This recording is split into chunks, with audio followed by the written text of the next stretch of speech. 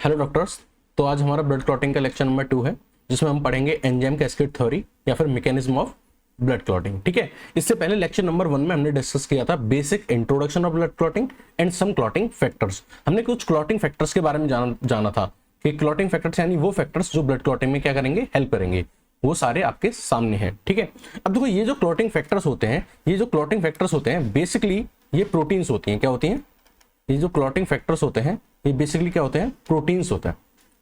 और ये प्रोटीन्स जो होती हैं ये इनएक्टिव फॉर्म में होती हैं। किस फॉर्म में होती हैं? इनएक्टिव फॉर्म में होती हैं। और इनको हम बोलते हैं प्रो एंजाइम्स। क्या बोलते हैं? प्रो एंजाइम्स बोलते हैं। ये इनएक्टिव फॉर्म में होते हैं और इनको हम क्या बोलते हैं? प्रो एंजाइम्स बोलते हैं। अब ये जो इनएक्टिव प्रोटीन्स है इनको हम कन्वर्ट करना चाहते हैं एक्टिव प्रोटीन्स में। किसमें?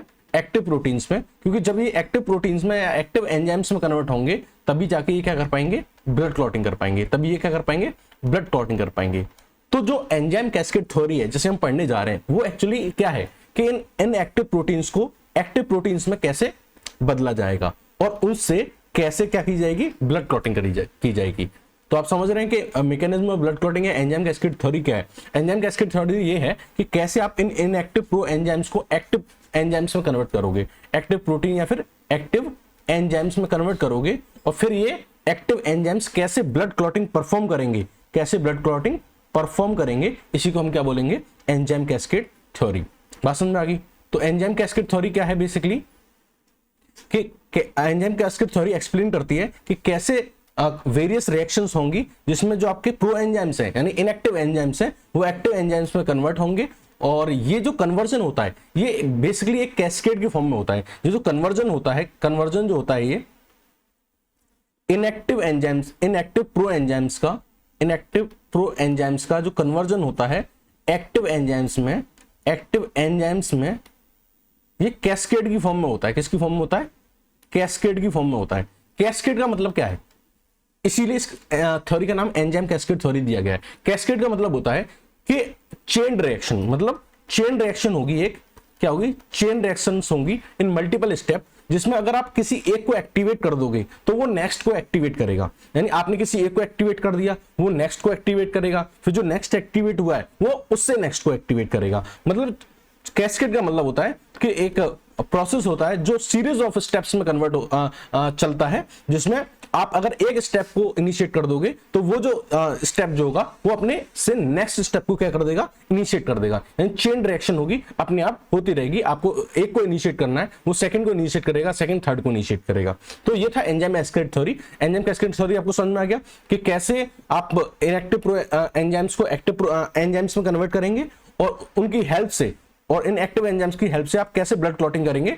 इसी को हम क्या बोलते हैं? Enzyme cascade theory. चलिए अब आगे बात करते हैं। अब हम बात करते हैं स्टेजेस ऑफ ब्लड क्लॉटिंग कि ब्लड क्लॉटिंग में कितनी स्टेजेस होती हैं।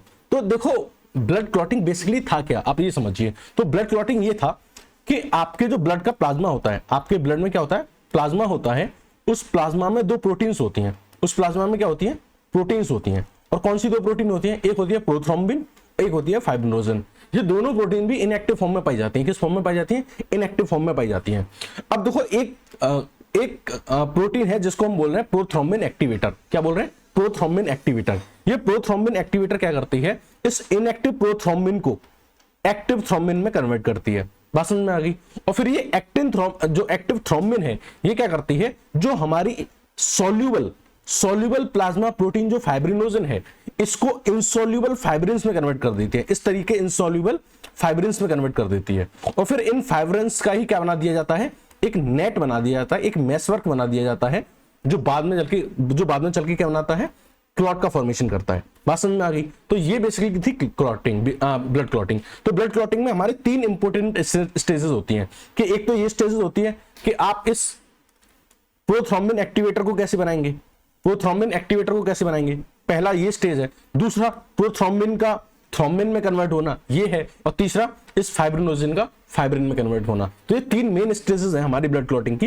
इन तीनों स्टेजेस को हम डिटेल में पढ़ेंगे। तो पहला जो स्टेज है हमारी वो है फॉर्मेशन ऑफ प्रोथ्रोम्बिन एक्टिवेटर, और दूसरी है conversion of prothrombin into thrombin, ये वाली। और तीसरी जो स्टेज है वो है conversion of fibrinogen into the fibrin. तो इन 3 स्टेजेस को हम डिटेल में पढ़ने जा रहे हैं। सबसे पहले स्टार्ट करते हैं प्रोथ्रोम्बिन एक्टिवेटर का फॉर्मेशन। तो प्रोथ्रोम्बिन एक्टिवेटर का जो फॉर्मेशन है वो 2 तरीके से होता है। अगर मान लीजिए ये आपकी ब्लड वेजल है और ये ब्लड वेजल आपकी कहीं रप्चर हो चुकी है, मान लीजिए ये ब्लड वेजल यहां से रप्चर हुई है, तो ये जो ब्लड वेजल की जो सेल्स हैं, जो ब्लड वेजल्स की जो सेल्स होती हैं, जो इनरमोस्ट सेल की लेयर होती है, इसको हम बोलते हैं एंडोथेलियम। क्या बोलते हैं? एंडोथेलियम। तो ये एंडोथेलियम जो होती है ये डैमेज हो जाती है। तो इस डैमेज, यहां मान लीजिए एंडोथेलियम क्या होगी? डैमेज हो गई। तो इसके जो पास वाली सेल्स हैं, ठीक है, अगर ये इनिशिएट करें प्रोथ्रोम्बिन एक्टिवेटर का फॉर्मेशन, कहने का मतलब है कि जो ब्लड वेजल डैमेज हुई है उसकी जो लेयर है उसको हम बोलते हैं एंडोथेलियम। तो अगर एंडोथेलियम जहां डैमेज हुई है उसके पड़ोस वाली जो पास वाली जो सेल्स होती हैं, अगर वो इनिशिएट करती हैं इस प्रोथ्रोम्बिन एक्टिवेटर को बनाना, तो हम इस पाथवे को बोलते हैं इंट्रिंसिक पाथवे। क्या बोलते हैं? Intrinsic pathway. लेकिन मान लीजिए ये आपका कोई हैंड है, ठीक है, ये मान लीजिए आपका कोई हैंड है और आपके हैंड में यहां इंजरी हो जाती है, यहां चोट लग जाती है, तो जहां आपके चोट लगी है वहां की जो स्किन है, अगर वो वहां से इसके जो टिश्यू जो भी डैमेज हुआ है आपकी स्किन पे, अगर वो इनिशिएट करता है प्रोथ्रोम्बिन एक्टिवेटर को बनाना, तो इस पाथवे को हम बोलते हैं एक्सट्रिंसिक पाथवे। तो आपको समझ में आ गया एक्सट्रिंसिक पाथवे और इंट्रिंसिक पाथवे। अगर प्रोथ्रोम्बिन एक्टिवेटर का फॉर्मेशन इनिशिएट होता है बाय प्लेटलेट्स, यहां जो प्लेटलेट्स होती हैं उनके द्वारा, और आपकी जो एंडोथेलियम है, डैमेज्ड एंडोथेलियम है, उसके द्वारा अगर ये इनिशिएट होता है तो हम इसको क्या बोलते हैं? Intrinsic pathway. और ये अगर इनिशिएट होता है किसी टिश्यू के द्वारा जहां इंजरी हुई है, तो हम इसको बोलते हैं एक्सट्रिंसिक पाथवे। बात समझ में आ गई? तो initiated by platelets plus endothelium, यहां पे एंडोथेलियम और ऐड कर लीजिए। अगर एंडोथेलियम और प्लेटलेट्स अगर स्टार्ट करती हैं तो हम इसको क्या बोलते हैं? Intrinsic pathway. चलिए अब आते हैं अपने actual mechanism of blood clotting पे, ठीक है, कि ब्लड क्लॉटिंग एक्चुअली कैसे होती है। तो पहले स्टेज हमारी क्या थी? फॉर्मेशन ऑफ प्रोथ्रोम्बिन एक्टिवेटर, और इसके 2 पाथवे थे, हमने पढ़े थे। किसके कितने पाथवे थे? 2 पाथवे थे। एक था इंट्रिंसिक पाथवे और एक था एक्सट्रिंसिक पाथवे। इंट्रिंसिक पाथवे क्या था? कि जब प्लेटलेट्स या फिर डैमेज्ड एंडोथेलियम की हेल्प से बने, डैमेज्ड एंडोथेलियम क्या बनाए? प्रोथ्रोम्बिन एक्टिवेटर बनाए। और दूसरा पाथवे क्या था? एक्सट्रिंसिक पाथवे, जब डैमेज्ड टिश्यू प्रमोट करे किसका? प्रोथ्रोम्बिन एक्टिवेटर का फॉर्मेशन।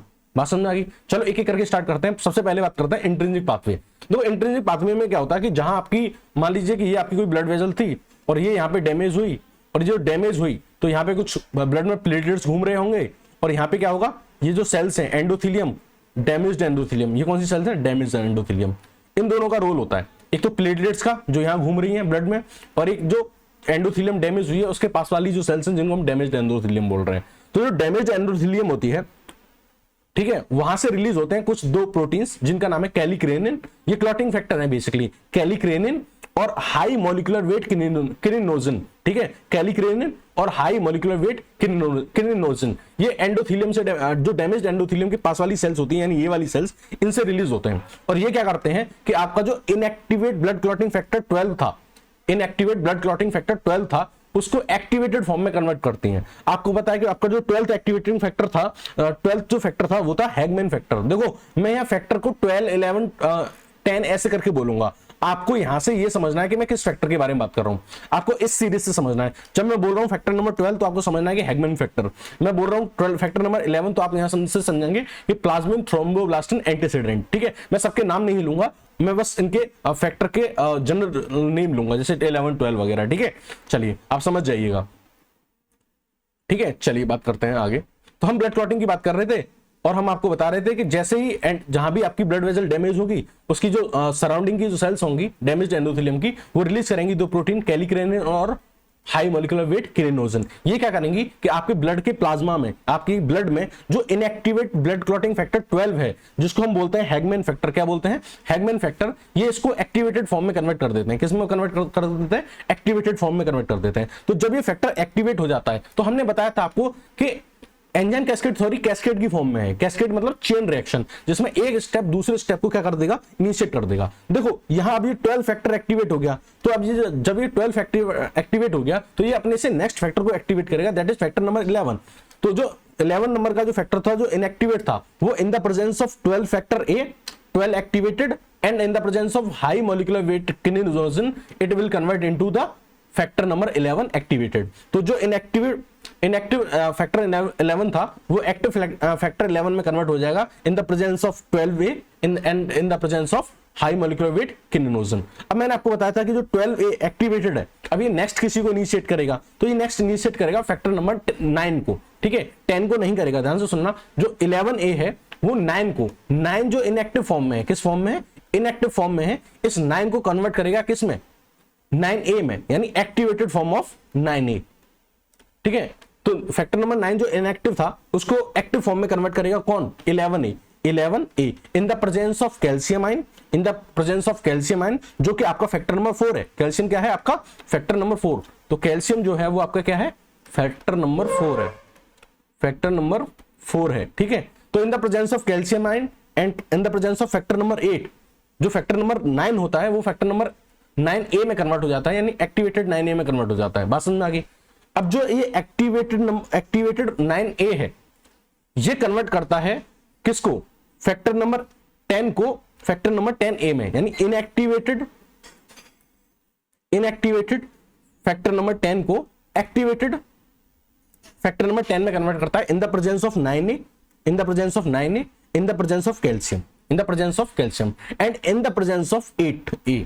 अब देखो जो 8A था वो तो इनएक्टिव था, तो वो 8A में कैसे कन्वर्ट किया, देखो कुछ अमाउंट में थ्रोम्बिन पहले से प्रेजेंट होगा ब्लड के अंदर, तो जो स्मॉल अमाउंट में थ्रोम्बिन पहले से प्रेजेंट होता है ब्लड के अंदर, वो इस फैक्टर नंबर 8 को 8A में कन्वर्ट कर देता है। और इस तरीके से जो आपका फैक्टर नंबर 11 है, 11A, फैक्टर नंबर 8A और कैल्शियम, इसकी प्रेजेंस में जो आपका फैक्टर नंबर 10 होता है, ये फैक्टर नंबर 10A में कन्वर्ट होता है।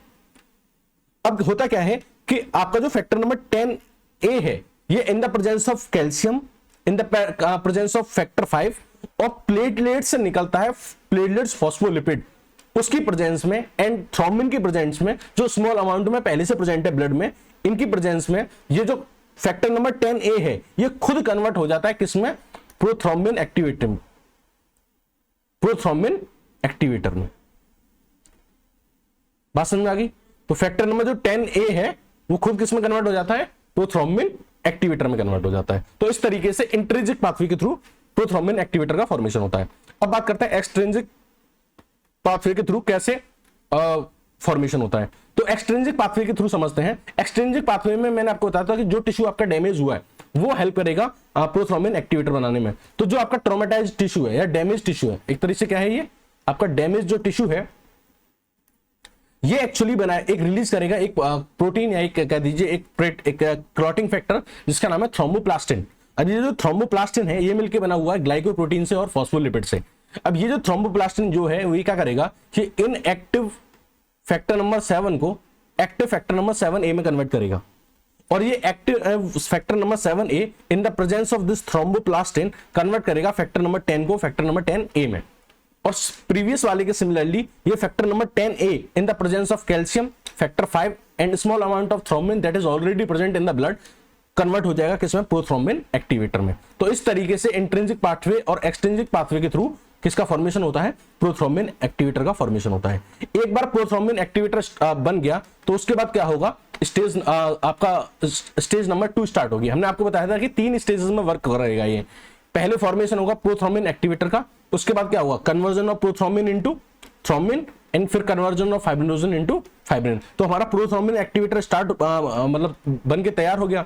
अब हम क्या करेंगे, फाइब्रिनोजन को फाइब्रिन में कन्वर्ट, प्रोथ्रोम्बिन को थ्रोम्बिन में कन्वर्ट करेंगे। तो ये जो आपका प्रोथ्रोम्बिन एक्टिवेटर है, ये जो आपका प्रोथ्रोम्बिन एक्टिवेटर है ये क्या करेगा, बेसिकली ये कन्वर्ट करेगा आपकी ब्लड में, ब्लड के प्लाज्मा में जो इनएक्टिव प्लाज्मा प्रोटीन पड़ी हुई है प्रोथ्रोम्बिन। ये क्या है, प्रोथ्रोम्बिन क्या है, प्लाज्मा प्रोटीन है।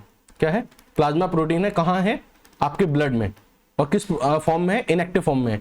तो इस इनएक्टिव प्लाज्मा प्रोटीन प्रोथ्रोम्बिन को किस में कन्वर्ट करता है, एक्टिव थ्रोम्बिन में कन्वर्ट करता है। अब देखो ये जो थ्रोम्बिन कन्वर्ट हुआ है ये स्मॉल अमाउंट में ब्लड में पहले से भी प्रेजेंट था, ठीक है। और ये क्या करता है, इस प्रोथ्रोम्बिन एक्टिवेटर के फॉर्मेशन में as a feedback mechanism, positive feedback mechanism की तरह काम करता है। यानी जितना थ्रोम्बिन बनता जाएगा वो और पुश करेगा कि वो और प्रोथ्रोम्बिन एक्टिवेटर का फॉर्मेशन करवाए। तो यानी ये एक तरह से पॉजिटिव फीडबैक मैकेनिज्म देता है प्रोथ्रोम्बिन एक्टिवेटर के फॉर्मेशन में। एक बार थ्रोम्बिन का फॉर्मेशन हो गया तो थ्रोम्बिन क्या करेगा, अब आपके ब्लड के जो प्लाज्मा में जो फाइब्रिनोजन प्रोटीन है जो सॉल्युबल फॉर्म में प्रेजेंट है आपके ब्लड प्लाज्मा में, उसको ये थ्रोम्बिन क्या करेगा, इनसॉल्युबल, किसमें, इनसॉल्युबल फाइब्रिन के मोनोमर्स में कन्वर्ट कर देगा। ये इनसॉल्युबल फाइब्रिन के इस तरीके से मोनोमर्स होंगे उसमें कन्वर्ट कर देगा। अब इनसॉल्युबल फाइब्रिन के जो मोनोमर्स हैं इनको इन द प्रेजेंस ऑफ कैल्शियम इनका पॉलीमराइजेशन होगा और पॉलीमराइजेशन होके ये क्या बन जाएंगे, long thread of fibrin fibres. ये क्या बन जाएंगे, long thread of fibrin fibres. अब जो ये long thread of fibrin fibres हैं ये इन the presence of factor 12 and the calcium ये बनाएंगे एक मैश वर्क। ये क्या बनाएंगे, एक नेटवर्क बनाएंगे। क्या बनाएंगे, एक नेटवर्क बनाएंगे, किसका, फाइब्रिन के थ्रेड का। इस तरीके का एक नेटवर्क बनाएंगे और ये जो नेटवर्क बनेगा इन नेटवर्क के बीच बीच में मिडल्स में कहीं WBC आ जाएगी, कहीं RBC आ जाएगी, कहीं प्लेटलेट्स आ जाएंगी। तो इनके बीच में डिपोजिशन हो जाएगा, इनके बीच बीच में डिपोजिशन हो जाएगा किसका, WBC RBC और प्लेटलेट्स का इनके बीच में क्या हो जाएगा, डिपोजिशन हो जाएगा। बात समझ में आ गई। तो यहाँ पे क्या हो जाएंगे, अदर ब्लड सेल जो आके डिपॉजिट हो जाएंगी यहाँ पे, लाइक WBC RBC और प्लेटलेट्स। और सबसे ज्यादा काउंट में आपको RBC यहाँ पे दिखेंगी और इसलिए जो आपका जो क्लॉट आपको दिखता है वो रेडिश कलर का, रेडिश ब्राउन कलर का दिखता है। ठीक है, तो हम आपको बता रहे थे कि एक मेसवर्क और फाइब्रिन बन के तैयार हो जाएगा और इसके बीच में क्या होगा, RBC WBC और प्लेटलेट्स बीच में आके क्या हो जाएंगी, ट्रैप्ड कर जाएंगी। बात समझ में आ जाएगी, बात समझ में आ गई। अब देखो क्या हो गया, ये एक तरह से जाल बन गया। ये क्या बन गया, एक तरह से जाल बन गया। अब इस जाल का क्या हुआ, अब मान लीजिए ये आपकी कोई ब्लड वेजल थी, ये आपकी कोई ब्लड वेजल थी और ये रप्चर हो चुकी थी। क्या हो चुकी थी, रप्चर हो चुकी थी। जहां ब्लड वेजल रप्चर होती है वहां आके प्लेटलेट्स आके इकट्ठा हो जाती हैं, वहां पे प्लेटलेट्स आके इकट्ठा हो जाती हैं। और क्यों इकट्ठा हो जाती हैं ये हमने हीमोस्टेसिस वाले लेक्चर में आपको डिटेल में बताया। तो वहां पे आके प्लेटलेट्स आके इकट्ठा हो जाती हैं और उस एरिया की सीलिंग कर लेती हैं। क्या कर लेती हैं, सीलिंग कर लेती हैं। और इसको हम बोलते हैं प्राइमरी प्लेटलेट प्लग। क्या बोलते हैं, प्राइमरी प्लेटलेट प्लग बोलते हैं। लेकिन जो ये जो प्लग होता है ये लूज होता है। क्या होता है, लूज एग्रीगेशन होता है, लूज एग्रीगेशन होता है। और लूज एग्रीगेशन होने के कारण यहां से चांसेस होते हैं कि यहां से जो ब्लड है वो लीक कर जाएगा, वो लीक कर जाएगा। अब क्या होता है कि ये जो हमने फाइब्रिन का नेटवर्क बनाया था, ये जो नेटवर्क बनाया था हमने फाइब्रिन का, हम क्या कर देते हैं, इससे इसकी कवरिंग कर देता है। यानी इस प्राइमरी प्लेटलेट प्लग की कवरिंग कर देते हैं किसके साथ, ये जो फाइबर का नेटवर्क हमने बनाया इसको चारों तरफ से ऐसे करके घेर लेते हैं हम, चारों तरफ से क्या कर लेते हैं, इसकी कवरिंग कर लेते हैं। तो जब ये इसकी चारों तरफ से कवरिंग हो जाती है प्राइमरी प्लेटलेट प्लग की, जब इस मैश वर्क से क्या हो जाती है, कवरिंग हो जाती है, तब हम इसको बोलते हैं प्राइमरी प्लेटलेट प्लग। क्या बोलते हैं, प्राइमरी प्लेटलेट प्लग बोलते हैं। और ये क्या होता है, ये टाइट एग्रीगेशन होता है। कैसा होता है, टाइट एग्रीगेशन होता है। ठीक है, तो किसका फॉर्मेशन हो जाता है, सेकेंडरी प्लेटलेट प्लग का या हीमोस्टैटिक प्लग का फॉर्मेशन हो जाता है, जो कि कैसा है, टाइट एग्रीगेशन होता है। अब देखो ये जो सेकेंडरी प्लेटलेट प्लग है, अगर ये स्किन पे बने, कहां बने, ये मान लीजिए आपके हाथ है और ये आपकी हाथ की यहाँ स्किन है, यहाँ डैमेज हुआ था और ये यहाँ पे फॉर्मेशन हो, इसका फॉर्मेशन कहां हो, आपके इंजर्ड टिश्यू के ऊपर अगर इसका फॉर्मेशन होता है, इस सेकेंडरी प्लेटलेट प्लग का फॉर्मेशन जो होता है अगर आपके कहीं स्किन के ऊपर होता है, किसी टिश्यू पे होता है, तब इसको हम क्लॉट या फिर स्कैब बोलते हैं। क्या बोलते हैं, क्लॉट या स्कैब बोलते हैं। लेकिन मान लीजिए कि अगर ये क्लॉट या स्कैब यहाँ पे फ्लो होने वाली किसी ब्लड वेसल, मान लीजिए यहाँ कोई ब्लड वेसल थी और इस ब्लड वेसल में क्या हुआ था, कोई इंजरी हुई थी। मान लीजिए इस ब्लड वेसल में क्या हुई थी, कोई इंजरी हुई थी। तो ब्लड वेसल में मान लीजिए यहाँ पे कोई इंजरी हुई थी और यहाँ पे ये क्लॉट का फॉर्मेशन यहाँ ब्लड वेसल के अंदर हो गया है, ब्लड वेसल के अंदर हो गया है। तो अगर क्लॉट का formation inside the blood vessel होता है तो अब इसको वो क्या बोलते हैं, थ्रोम्बस बोलते हैं। लेकिन अगर मान लीजिए ब्लड स्ट्रीम के साथ फ्लो होके ये जो आपका जो थ्रोम्बस है ये किसी स्मॉल ब्लड वेसल को जाके ब्लॉक कर देता है, क्या कर देता है, ब्लॉक कर देता है, तो हम इसको क्या बोलते हैं, एम्बुलस बोलते हैं। क्या बोलते हैं, एम्बुलस बोलते हैं। बात समझ में आ गई। अब चलिए आपको क्लॉट, थ्रोम्बस और एम्बुलस में डिफरेंस समझ में आ गया। अगर क्लॉट का फॉर्मेशन सेकेंडरी प्लेटलेट प्लग का फॉर्मेशन अगर टिश्यू पे हो, आउटसाइड द ब्लड हो तो क्लॉट, इनसाइड द ब्लड हो तो थ्रोम्बस, और इनसाइड द ब्लड हो और वो किसी ब्लड वेसल को ब्लॉक करे तो हम उसको बोलते हैं एम्बुलस। ठीक है, अब बात करते हैं ब्लड क्लॉट के बारे में। तो ब्लड क्लॉट आप समझ रहे हैं, ब्लड क्लॉट बेसिकली क्या था कि ये आपका सेकेंडरी जो प्राइमरी प्लेटलेट प्लग था जो कि प्लेटलेट से मिलकर बना हुआ था, इस पे एक कवरिंग हो गई किसकी, मैश वर्क की, फाइब्रिन्स के मैश वर्क की। तो ये क्या हो गया, आपका ब्लड क्लॉट हो गया। ठीक है, और इसमें क्या बीच बीच में ट्रैप हो गई थी, इसमें बीच बीच में क्या ट्रैप हो गई थी, ब्लड वेसल्स क्या हो गई थी, ब्लड सेल्स क्या बीच बीच में एंटेंगल हो गई थी, ब्लड सेल्स। यही क्या था आपका क्लॉट, ब्लड क्लॉट। तो ब्लड क्लॉट क्या है, mass of coagulated blood, mass of coagulated blood, यानी ब्लड है जो कोगुलेट हो गया है। अब कोगुलेट का मतलब क्या है, कोगुलेट का मतलब जो ये है कि ब्लड जो था उसने अपनी फ्लूइडिटी लूज कर दी है। क्या कर दिया, फ्लूइडिटी लूज कर दी है और वो एक मैसी लाइक सब्सटेंस में कन्वर्ट हो गया है। किसमें, मैसी लाइक सब्सटेंस में कन्वर्ट, मेसी लाइक फ्रेमवर्क में कन्वर्ट हो गया। ठीक है, तो मास ऑफ ब्लड जो कोगुलेट हो चुका है और जिसमें एंट्रेप्ड है क्या, आरबीसी, डब्ल्यूबीसी और प्लेटलेट्स। ठीक है, और आरबीसी का काउंट सबसे ज्यादा होता है, इसलिए आपका जो क्लॉट का कलर होता है वो रेडिश ब्राउन या रेड कलर का होता है। अब बात करते हैं क्लॉट रिट्रैक्शन। अब क्या होता है कि मान लीजिए ये क्लॉट का फॉर्मेशन हो गया आपकी स्किन के ऊपर, ये मान लीजिए क्लॉट का फॉर्मेशन हो गया। अब 30 से 30 टू 45 मिनट के बाद, 30 टू 45 मिनट आफ्टर क्लॉटिंग क्या होता है, इस क्लॉट में कॉन्ट्रैक्शन स्टार्ट होता है। इस क्लॉट में क्या होता है, कॉन्ट्रैक्शन स्टार्ट होता है। अब इसमें कॉन्ट्रैक्शन क्यों स्टार्ट होता है, उसका रीजन ये है कि यहाँ जो ब्लड क्लॉट है इसके बीच में यहाँ प्लेटलेट्स प्रेजेंट है। क्या प्रेजेंट है, प्लेटलेट्स प्रेजेंट है, और इन प्लेटलेट्स के अंदर कॉन्ट्रैक्टाइल प्रोटीन होती हैं, एक्टिन और मायोसिन और थ्रोम्बोस्थाइनिन। तो एक्टिन मायोसिन जो होती है वो प्लेटलेट्स का कॉन्ट्रैक्शन कराती हैं, और इन प्लेटलेट्स से एक केमिकल निकलता है जिसका नाम है थ्रोम्बोस्थाइनिन। ये थ्रोम्बोस्थाइनिन प्लेटलेट्स के साइटोप्लाज्म में प्रेजेंट होता है। जैसे ये आउटसाइड एनवायरनमेंट में आता है, ये ब्लड के जो क्लॉट है उसका कॉन्ट्रैक्शन कराता है, और जैसे ही इसका कॉन्ट्रैक्शन होता है यहां से निकल के आता है एक लिक्विड जिसको हम बोलते हैं सीरम। क्या बोलते हैं, सीरम। तो पेल येलो इस कलर का एक फ्लूइड ऊजेस आउट होता है जिसको हम क्या बोलते हैं, सीरम बोलते हैं। क्या बोलते हैं, सीरम बोलते हैं। ओके, तो सीरम बोलते हैं उसको। बात समझ में आ गई। तो वो सीरम बेसिकली होता क्या है, अगर आप प्लाज्मा में से, सीरम बेसिकली होता क्या है, अगर आप प्लाज्मा में से क्लॉटिंग फैक्टर निकाल दें, क्लॉटिंग फैक्टर्स निकाल दें, तो जो कुछ भी बचता है वो क्या होता है, सीरम। तो सीरम बेसिकली क्या होता है, serum is equal to plasma minus clotting factors. कि क्लॉटिंग फैक्टर्स ने तो ब्लड क्लॉटिंग कर दी, तो वो तो होंगे नहीं, तो प्लाज्मा में से अगर ब्लड क्लॉटिंग फैक्टर निकाल दिए जाए तो वही क्या होता है, सीरम। इस पूरे लेक्चर के दौरान अगर आपको कहीं कोई डाउट रहा हो तो आप कमेंट सेक्शन में ड्रॉप कीजिएगा। Thank you and have a nice day.